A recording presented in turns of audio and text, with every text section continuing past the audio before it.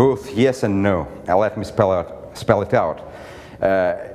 Yes, in a sense that really the world has entered a turbulent, dramatic period of change, and every change requires decent, fast and accurate reporting.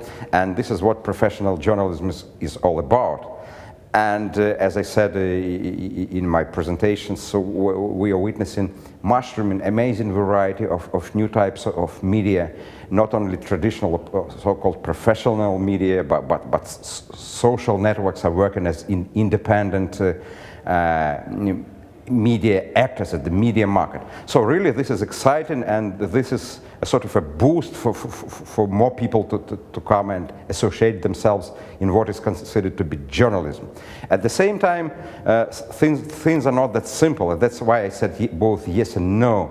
There's quite an opposite tendency, and believe me, as a media professional with nearly 30 years of experience, sometimes I ask cynical questions. How can it come that still you're doing this bloody thing? You should have left it long ago. You should have joined some government work or business.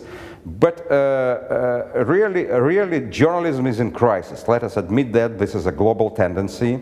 There's a growing disillusionment of the professionalism, or the limitations of the professionalism.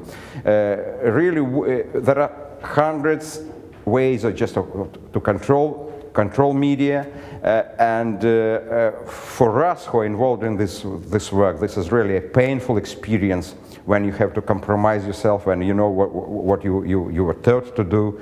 You know, I was with Thompson Foundation for some time, you know, in mid-90s, and I undergone training in Cardiff, you know. So, and you know, it was like a shock for me when I came to Russia, and I realized that those valuable experience which I got during this training course for senior journalists in Cardiff had very remote relevance to what's going on in Russia. So every day this is a sort of an uphill battle for you, and really few people remain in profession, and few people are able to withstand the pressure of the reality, of the authorities, of the daily problems. So that's why both yes and no.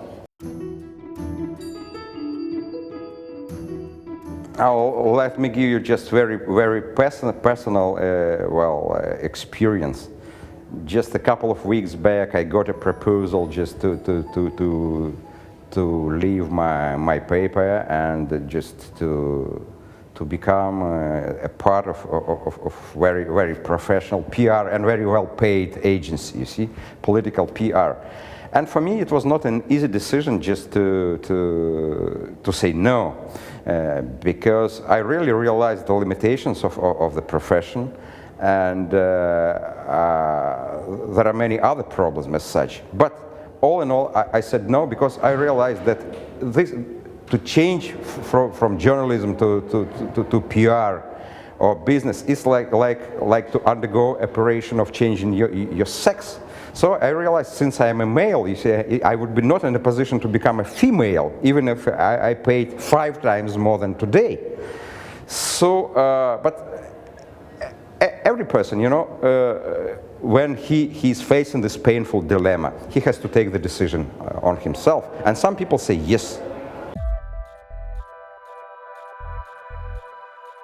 I think that one of the major discoveries of the last years is this new, or what is supposed to be non-professional media. Especially, I think that this is especially relevant to transition societies and to authoritarian systems. And I think that it was revealed in the events of the Arab Spring, when Twitter, when Facebook were used as a powerful just tool to organize people. You know, ironically, more than 1,000 years back, Vladimir Lenin, who was the leader of the Bolshevik Revolution, he called media collective organizer. So 100 years after Lenin, collective organizer is Facebook and Twitter, and this is really a new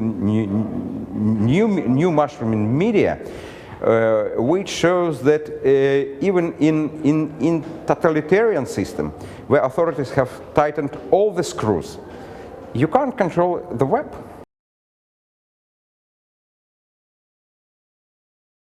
Really, there's a parallel in a sense that though we witness such changes when a system which was considered to be closed at one point, you know, it is just evolving in a way that it gets this kick of freedom, of democracy, and everybody got intoxicated with this freedom and go to the streets and realize that they can be in the society, they can be not one-party system but multi-party system, and that on TV you can say something critical of the authorities. And can you imagine that in a country which is ruled for 40 years by one person, maybe this is the first experience for the people who are maybe in their teens or in their 30s. So really this is incredible experience. But if we speak about the lesson of perestroika, yes, there's also a sort of a trap in that, and I want to say that it can be easily mishandled, as it was as it happened with Russia. And if you see that after, say, 25 years of perestroika, when everybody believed that we have passed the point of no return, there will be no comeback to authoritarian system, and everybody was laughing over Brezhnev and Stalin, and now Prime Minister Putin, press secretary, is saying that Brezhnev was a great leader of Soviet Union. 25 years, no one could have imagined that. So what I'm saying is that maybe after 20 years, someone in Libya will say that Gaddafi is a great leader. And it will be not man at the street, but there will be a press secretary of the country's leader. And same thing can be with Syria. So what I'm saying is this is a historic chance, which is not be mishandled.